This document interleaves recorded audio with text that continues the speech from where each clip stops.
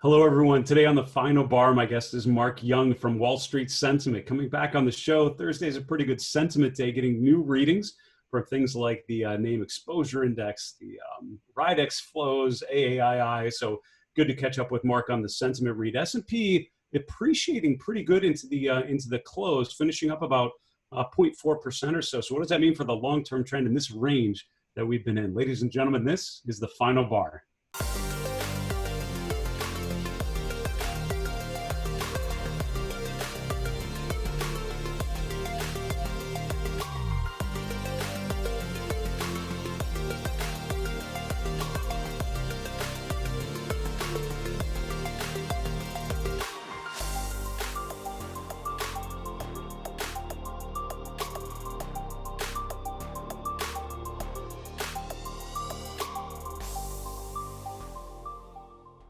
Hey everyone, welcome to the Final Bar. I'm your host, Dave Keller. I'm the Chief Market Strategist here at StockCharts.com in Redmond, Washington. Thanks for joining us every weekday after the close as we look at the markets together through the lenses of technical analysis, behavioral finance, quantitative methods, investor psychology, sentiment breadth, whatever else we can bring to bear to make sense of these markets in uncertain times. S&P really chopped around for much of the morning, but second half of the day was a different feel with the market moving higher, driven by energy, sort of leading the way higher. For much of the day, technology communication services were up there. So one of the charts we'll look at a little later is a chart of the FAANG stocks, just because I haven't brought them up in a while because I've been focusing on all these other sectors, financials and energy and industrials and materials, these places that have emerged. But today, a little bit of more reverting back to some of those growthy leadership areas as well. So interested to see how those trends have evolved. I'm also excited later. We have a segment after my guest, Mark Young. We're going to have a segment called ETFs Engage. We're going to look at two of the biotech ETFs and what they mean. We have some great guests. I mentioned Mark Young from Wall Street Sentiment is joining us today. Should be a really good conversation. Next week on Tuesday, we have T.G. Watkins from Simpler Trading. Next week, a shortened week due to the holiday. We're going to take Wednesday, Thursday, Friday off to remotely, virtually be with our families for the Thanksgiving holiday. I hope you're finding ways to celebrate things in a safe way too. And then the week after that, our next guest will be on December 1st. Sean McLaughlin from Trade Ideas and All-Star Charts will be joining the show. Let's get to our market recap. So as I mentioned, choppy morning, stronger afternoon. The S&P still finishing below 3,600, just above 3,581. So I continue to mention that range between 3,200 and 3,600. We've been in the upper end of that.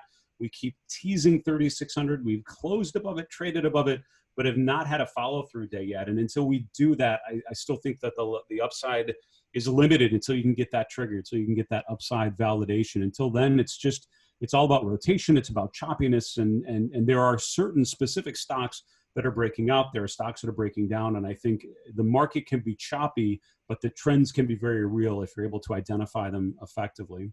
The S&P, as I mentioned, up 0.4% above 3580. The mid-cap index up the most, 0.8%. The small-cap index up 0.6%. The NASDAQ outperformed the S&P today. The VIX back below 23. Looking at other asset classes very quickly, the TLT bond prices were up a little bit. The 10-year yield down around 85 basis points. Had certainly been going higher and coming off a little bit in recent days. The metal trade weaker with gold and silver down, although they both, the big move was out of essentially at the open for most of the day. They actually continued back higher and reclaimed some of those losses from earlier in the morning. Oil prices higher in the energy sectors I mentioned. The number one out of the 11 sectors. Let's look at a chart of the S&P and we'll get back to some of those other themes. So we've talked about this range. This chart hasn't changed much in the last 2 months. There was a stretch where I felt like the daily chart was dramatically evolving. We've had this range in place for, I feel like 2 months now, and we've just sort of been sitting around this level. So I feel great about the fact that we talked about a range, but I mean, it's essentially a pretty boring market because you have clear resistance, you have clear support. In some ways, it's relatively easy because all you're looking for is a confirmed breakout to the upside or a confirmed breakdown to the downside. And so far, we've traded above 3,600 twice now. The first time was last Monday. You had the gap higher due to the Pfizer news, traded up to 3,650, but closed back at the lows of the day. So certainly suggesting more distribution than accumulation as we tested that resistance. We came back up there And this week on Monday, with the Moderna news over the weekend leading into Monday morning, we had a close above 3,600, but no follow through. The next 3 days now, we've had lower lows, even though we closed again at the higher point of the day, but still not even midway through yesterday's close. So, again, certainly this is more of a settling in. This is a profit-taking kind of stretch. Big picture, I'm still seeing this midpoint around 3,400. That's the peak from February.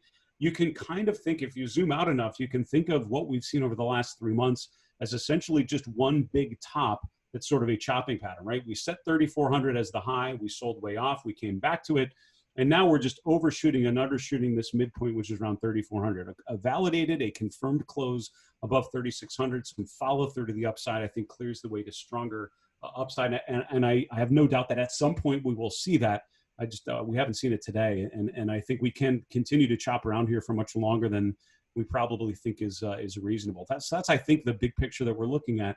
Having said that, there are plenty of examples of stocks making new closing highs. We looked at Dow Holdings yesterday in the materials sector, made a new 52-week high yesterday.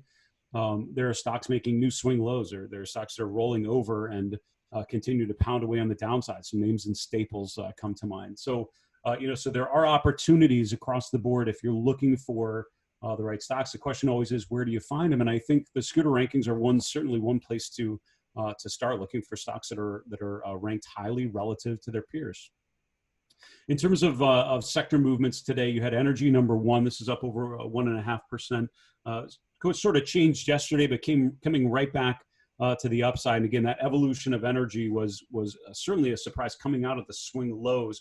You have this big gap higher about a week and a half ago, but certainly continuing to the upside today, which is the strongest of the 11 sectors, followed by tech and communication services, then consumer discretionary. This is jumping around a little bit here as we process the closing prices. But if you think about it, for much of the day, tech, the XLK and the XLC were number one and number two, and I think that was a change of sorts, where all of a sudden it felt like we were getting back to this previous leadership that we had talked about historically, where the growth trade, right, is sort of working. It's sort of continuing to perform well. I wanted to bring up one chart that we've looked at before. This is looking at the FAANG Plus Index. So this is the New York FAANG Plus Index on the top. This is the ratio of the FAANG Plus Index versus the S&P. You may note the peak, the new high that you saw in late October, and then the downtrend you've seen in the relative strength since then. And then one by one, as we look at these charts, how many of these charts are breaking out? The answer is zero. Maybe you could say Alphabet. I think that's fair that you could say Alphabet actually looks, this is a compliment for Google. It looks kind of like a bank right now in terms of the last 2 months, where you had this nice move higher, the previous high now serving as a low. So I would say Alphabet is the one, but since that breakout, it's essentially not gone anywhere. It's essentially holding in. The rest of these are really middle of the range, or rather at the lower end of the range, with something like Netflix. So none of these have really broken down yet. I would say Netflix may be on the warning list, and a break below 460, break below the 200-day moving average, maybe the first indication that something's getting a little ugly there, but it hasn't happened yet. They're sort of mid-range or at the lower end of the range. But the main point of this chart is to show that they're not leadership, and they haven't been here for a little while. Since that September peak, things have very much changed, and the opportunities that I've been seeing have been more in industrials, financials, materials, and we've looked at charts like this. We looked at JP Morgan, I want to say yesterday, maybe or the day before. It's a blur of sorts, but at the XLF, you saw the peak in June. You sort of rotated back down. This was the gap higher, the retest from above, and now we continue to sort of trade around, leaning more higher than lower. So you've got a clear downside support on any sort of pullback, but overall it's kind of a nice breakout with potential to continue on to the upside. So that leadership theme certainly, reverting a little bit today, but overall I still see more of a rotation away from some of those places and into more of the value-oriented space.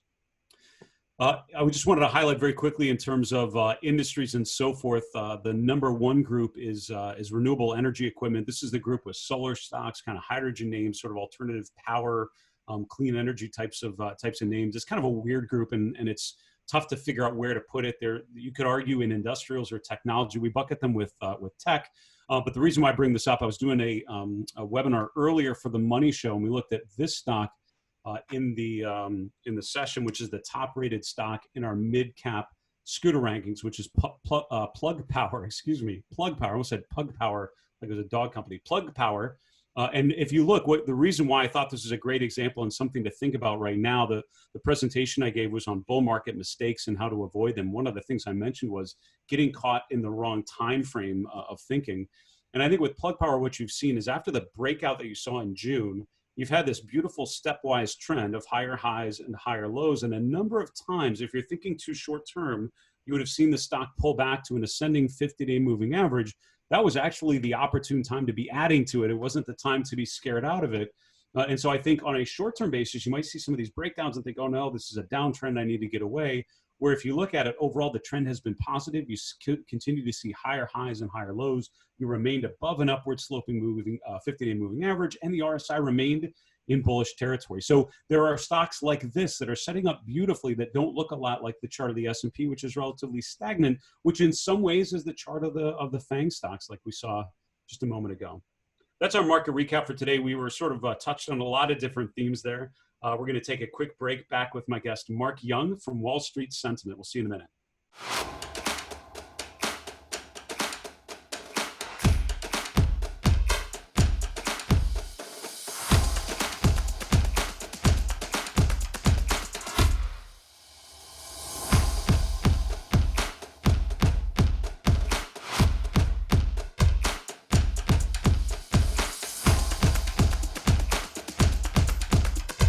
Hello, everyone. Welcome back to the Final Bar. This is Dave Keller here at StockCharts.com.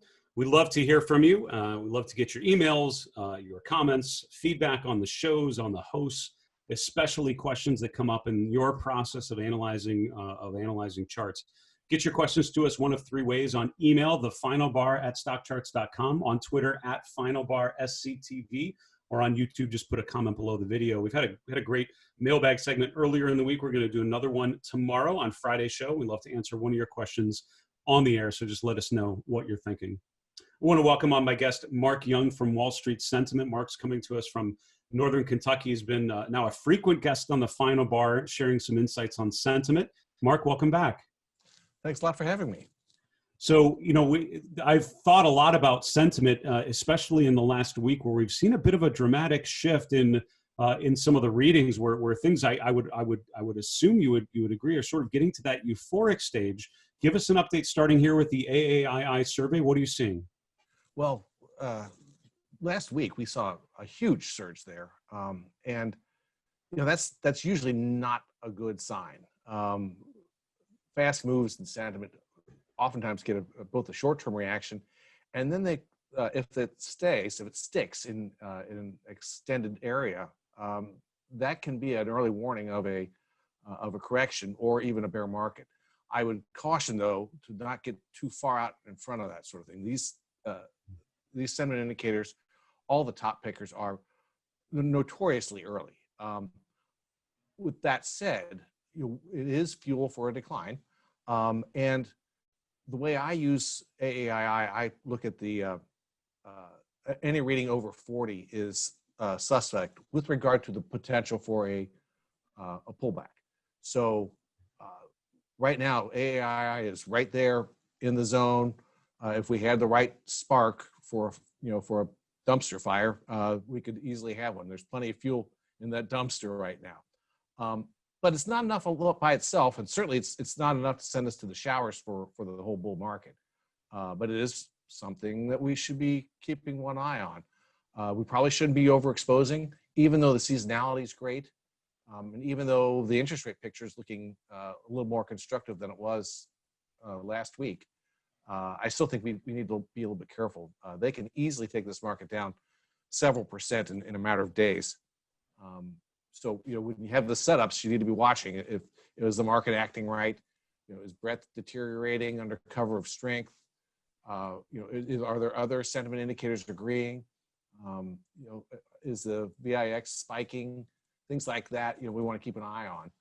Right now, this is flashing a yellow light, not a red light. Very interesting. Now, chart number 2 is looking at the name National Association of Active Investment Managers. Talk us through this one. So this crew is a bunch of professional market timers. They're they're not stupid. They're not dumb money. So, one shouldn't use this too much as an absolute top picker. You can see that they can get very long, and the market can march right on up, as it has many times before. And they're fairly quick on their feet too. But last week we had a sharp surge in bullish sentiment. When we're over 90, 95, I start getting a little bit uncomfortable. Again, it's fuel. It's not the spark. But we currently sit here at 100, and I believe that the mean reading was I think 106.41 if memory serves, which is getting up there. But it is certainly not a surgical tool. But it shows us that professional market timers are bullish. The amateurs are bullish. At some point in time here, we may see some corrective action. Again, these guys oftentimes are bullish right when they should be, and they shift quickly bullish with the trend. So they should be long, and because the market has been going up, but this is something I want to see them fully exposed before I start looking for a correction typically. And so here we are. Now this could continue for months, literally months. So I don't want to run out and start shorting into Thanksgiving, which by the way is historically a pretty good time to be buying, not selling. So that's right. The seasonality is good here, and I don't want to write that off, but I do get a little concerned about the sentiment. And what we should be doing is we should be trying to stay with the trend and just make sure we got a little powder dry. Don't overexpose. Don't back yourself into a position where you might have to make a decision that isn't economic, but rather a function of market action that you didn't expect. For instance, a 5 or 8 or 10% pullback that could easily happen on a dime with some bad news due to COVID or goodness knows, whatever you turn around, up jumps the devil. There's always something to be justifying the selling. But currently, I like the way the close occurred today. My short-term indicators are saying it's too soon to look for dramatically lower prices. So I've just got my yellow light on. Keeping both eyes open and looking over my shoulder. But for now, we're going to hang with it. But we are certainly more cautious, a little less aggressively bullish than we've been for the past several months. That's a great summary, Mark, and I really appreciate you talking us through these things. Sounds like we don't have a red light yet in terms of the sentiment. We have a yellow light, which tells us to be cautiously optimistic, perhaps looking for some sort of signal of a short-term top. Mark Young from Wall Street Sentiment, thank you so much for coming on the show. Good to hear from you. Hope you and those around you stay safe, and we'll talk to you again soon. All right. Thanks a bunch. That was Mark Young from WallStreetSentiment.com. It was just a great little package there, thinking about sentiment, and I love his take on things, which was the severity of that upswing, especially in the AAII survey, was what surprised me the most. And I think Mark has certainly a calm way of looking at some extreme sentiment to try and make sense of it. And I think what's interesting to me, what's compelling to me, is seeing how that relates to what we're looking at with the overall market. The trend has been positive. We were seeing certainly very bullish sentiment, but at a time when the markets run up pretty well and facing pretty significant resistance seasonally in the strongest part of the year. So we'll see how all this plays out going forward. We need to move on to our next segment, ETFs Engage. It's where we regularly try to dig in a little bit into ETFs and talk about some of the structural anomalies and how to think about them in your own investing. This really came out of when we just launched the show, which has now been over a year ago. We talked about, had some early questions about ETFs, and in particular, I remember when China was, exploding very quickly. The questions were about different ways to play it, and we came up with a segment to sort of break down some of the, details behind ETFs. And I would encourage you, as we look at some of the biotech ETFs, with any ETF, there are a number of things to concern yourself with. And we rarely have the time to really go through and, go through all the details in terms of fees and exposure and, what sort of bets you're actually making when you buy a particular ETF. And so when you're buying, especially a thematic ETF or an active ETF, I would certainly do your due diligence, understand what you're getting exposure to, understand the structure and the implications, tax implications, all those sorts of things, because ETFs can get into some, especially exchange traded products, ETPs, exchange traded notes can get into some really interesting structures that have implications. Having said all of that, we're going to look at two biotech ETFs, and I want to give a big hat tip to Arthur Hill, obviously a longtime StockCharts contributor and just a fantastic technical analyst. He wrote an article recently that I'd encourage you to check out on our articles page about the biotech ETFs and the relationship between the two. I thought it was really well written. And I just want to highlight some of the things that Arthur was touching on. So I think it's a great example of how the structure of an ETF can allow you to draw two very different conclusions. When we think about biotechs, naturally, I think we're thinking of, the coronavirus vaccine, what that means, how that plays out. And so that's from a structural sort of a fundamental perspective. That's kind of where you're thinking of it. From a technical perspective, I'm thinking of a group that hasn't been doing very well. And, the IBB, which is the biotech ETF I usually use, has been okay and actually performed really well coming out of the March lows. You can see it especially accelerated to the upside, really starting at the February peak. It outperformed from that February to May period. It was actually an incredible relative performer, but that was the relative peak. From there, the biotech ETF has been struggling with lower highs, really stagnant sort of. I mean, you could argue it's a consolidation pattern. It's a coil pattern of lower highs and higher lows, but essentially it's been revolving around this, 135 or so level, which was pretty much where that run ended in May. From there, we've just been sort of chopping around that equilibrium price. That's sort of the midpoint of this range for the last 6 months. Now, having said that, I'm also thinking of charts like this in the back of my head, Regeneron, which is, if you asked me to give you a textbook example of a stock rotating from an accumulation phase to a distribution phase, I don't know if I come up with a better example than Regeneron over the last year, because you can see in the left 2/3 of this chart, this beautiful uptrend, higher highs, higher lows above two upward sloping moving averages. That is all rotated lower, and somewhere between July and November, you hopefully got the signal that you now have lower lows, lower highs. We're below a downward sloping 50-day moving average. We're not able to, break much above it on a rally. The RSI has gone from bullish phase to bearish phase, going down to oversold, not getting above 60 on any sort of rally, and underperforming that whole way. So it really is a beautiful illustration of rotation. The problem is, this is one of the larger stocks within the biotech ETF, and you can see on our Scooter rankings of the entire large cap space, it's literally the second percentile, second out of 100. So not good. So biotechs as a group don't look too good, but do they? And this is where I think the structure is pretty interesting. This is another biotech ETF, the XBI. So it looks a little different. All of a sudden, we see the same rally from March into a little further here into July. You can see this sort of basing pattern, regaining the peak, pulling back, now breaking out, and we're sort of above resistance. So if I draw a trend line here, instead of a coil pattern giving you more of a sideways pattern, this is more of a breakout type of name, right? It's sort of something that hit resistance, tested again, now has broken above it. And the question is it able to hold that 122 or so range on any pullback? But overall, it's not a bad chart. It's actually breaking out pretty good. It's made a new 52-week closing high in the last week again.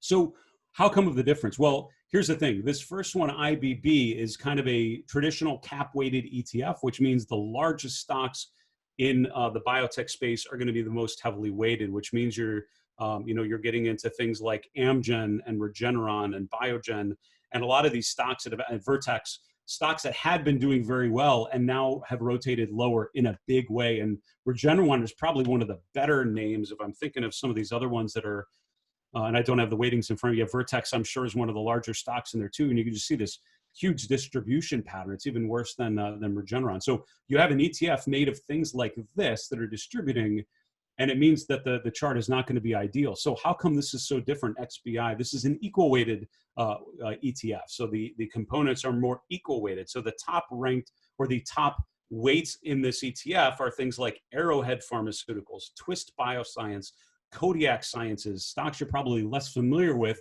because they're more in the mid cap, small cap space. But this is the chart of Twist Bioscience, which is the second largest holding in the XBI. This looks really good. This looks like Plug Power that we looked at a little earlier today. Just this nice blowout uptrend, higher highs, higher lows. RSI has been strong in the bullish range. The relative strength has been outperforming. These are the stocks that are have more of a weight in the XBI than it would in the IB. These are sort of rounding errors in that first one, in the IBB, but there are larger weightings in the XBI. So here you have two ETFs that represent the same space. One of them more range bound, the second one actually breaking out. Now, part of that, and I would say the big reason for that, is because of how they're weighted. And I think it's important when you think about ETFs in a lot of different places. Look at the weightings, and you can look and see the largest stocks in there. Look at how much is concentrated in the top 10 holdings. I think, as Arthur told us, the IBB, I think over like 45% of the weight are those top 10 stocks, and it's only like 10-15% in the XBI, so it's more equal weighted. The bets are spread around a bunch of companies, which means you have an opportunity to get a bounce from some of those smaller mid-cap names that have a nice upward trend to them. So overall, biotech's okay or really good, depending on how you look at it. And between the two, if you're going to pick a way to bet on biotech, certainly based on the trend, XBI has a stronger trend, better trend profile, better relative performance, and that's where I would be considering. We need to wrap the show. Go to the 3 and 3 charts in 3 minutes. Here we go. Chart number 1 is looking at the FAANG Plus Index. We dug into this chart a little bit in depth earlier in the show, but what I wanted to show you is the chart of the S&P in some ways is very much subjective to the Facebook, Apple, Netflixes of the world that are chopping around and in mid-range or lower end of this range for the last couple months. There are still stocks that are doing well. There are stocks that are making new 52-week highs that are in established uptrends. There are charts like Regeneron and Vertex that are rotating lower.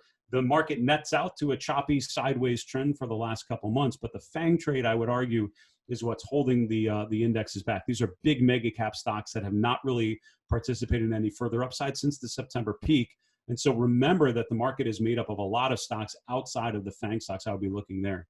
Chart number 2 is biotechs in the form of the XBI. We talked in depth about those two different ETFs, the IBB, which is cap weighted, the XBI, which is equal weighted. Again, Arthur Hill did a great job writing that article and explaining the differences between there. And I think the XBI, certainly from a technical perspective, a much better setup. It reminds me of Gaddis Rose's work as well. He always talks about, think of a theme and then look at the ETFs that give you exposure to that theme and go with the ETFs that are performing better. And I'm sure he would agree that that is the better of the two at this moment.